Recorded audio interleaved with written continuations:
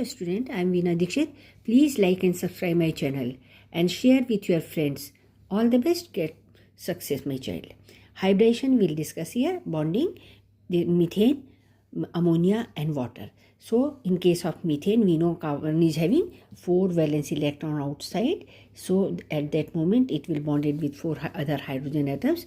So there are 4 bonds, bonding pair. So 4 bonding pair means each bonding pair require 1 orbital.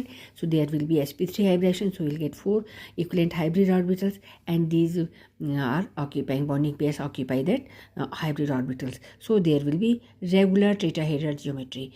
Okay, and in this case, in case of ammonia, this is nitrogen is having 5 valence electrons. See, 1 electron here, 1 electron here, 1 electron here. 3 are taking part in the bonding with hydrogen, and 1 lone pair will be there. So there will be 3 bonding pair and 1 lone pair. What does it mean? Means it is requiring 4 hybrid orbitals. So sp3 hybridization will be there. But since there will be 1 lone pair of electrons, so shape will be here pyramidal. Okay, the shape will be pyramidal. And in case of water, see, there are 2 lone pair of electrons. Why it is so? Because oxygen is having 6 valence electrons. So 2 are taking part in the bonding, and there are 2 lone pairs. So 2 bonding pairs and 2 lone pairs. So 4 hybrid orbitals are required, and these lone pair of electrons are also taking place in the hybrid orbitals. They will take position in the hybrid orbitals.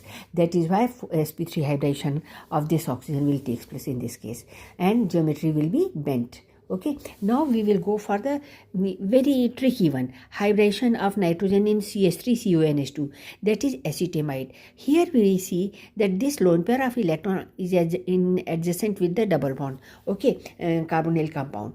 So what will happen? They are in conjugation with the pi electrons of the carbonyl group. So at that moment there will be resonance. See here, this lone pair of electron is going here. I am making here. This is going up to here. So oxygen is getting 1 negative charge. So now this is deficient. So lone pair of electron move towards this carbonyl between carbon and nitrogen. So see, there will be resonance, and that is why now, since there is resonance, so it is sp2 hybridized. Why? Because lone pair of electron is not going to the sp3 hybrid orbitals. Instead it will, this is p orbital, it will present in the p orbital, pure p orbital. That is why it will take part in the resonance. Okay, so this is sp2 hybridized, which will occupy carbon bonding pair of hydrogen and carbon, and lone pair of electrons are free to move, and then that is why there will be